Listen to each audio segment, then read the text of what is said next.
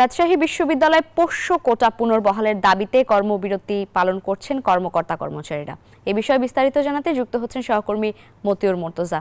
মুর্তজা, কর্মকর্তা কর্মচারীরা তাদের আন্দোলনের বিষয়ে কি বলছেন আর প্রশাসনের অবস্থানই বাকি একটু জানাবেন আমাদের।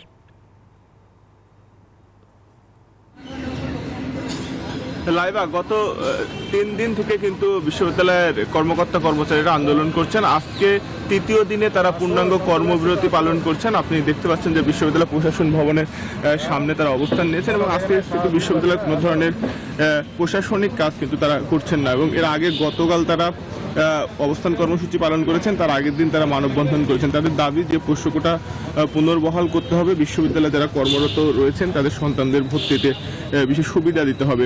আর এর পাশাপাশি কিন্তু শিক্ষার্থীরাও তাদের যে দাবি ছিল সেই দাবির প্রেক্ষিতে কিন্তু প্রশাসন পোষ্য কোটা বাতিল করে। আমরা কর্মকর্তাদের যারা সভাপতি রয়েছেন তার সাথে কথা বলেছি, তিনি জানিয়েছেন যে এখনো প্রশাসনের পক্ষ থেকে কোনো ধরনের যোগাযোগ করা হয়নি।